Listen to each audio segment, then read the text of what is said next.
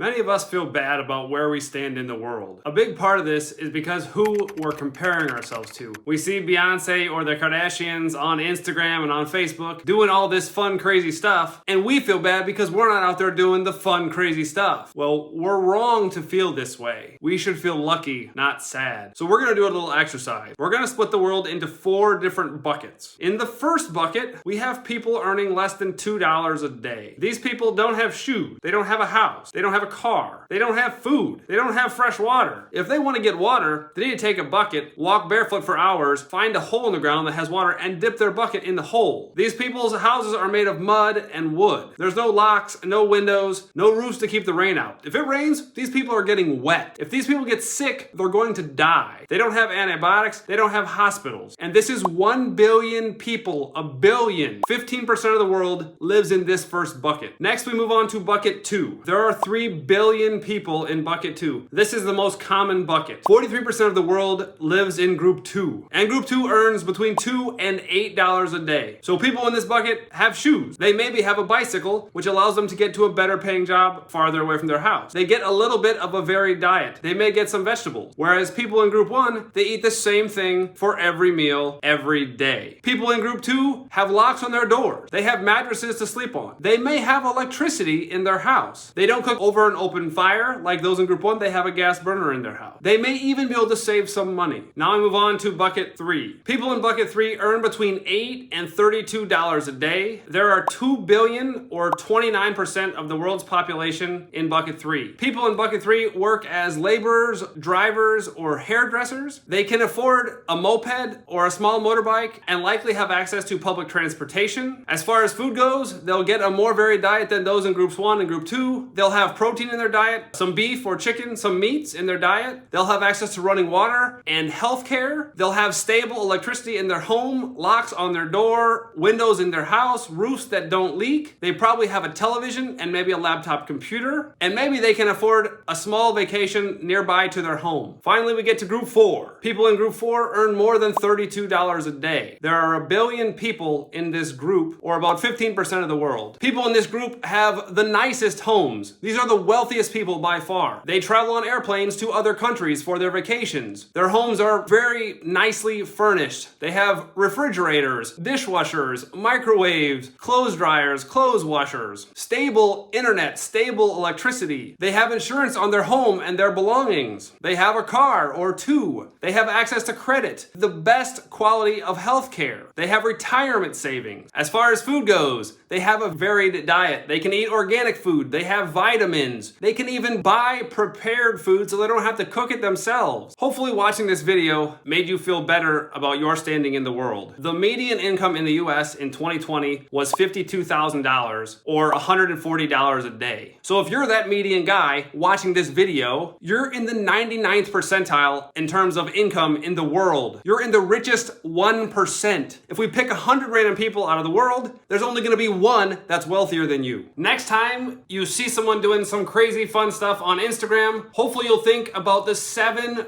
billion people in the world that you're better off than. We're lucky. We're blessed. We should be grateful. Thank you for watching the video. If you haven't already, please subscribe, and I'll see you in the next one.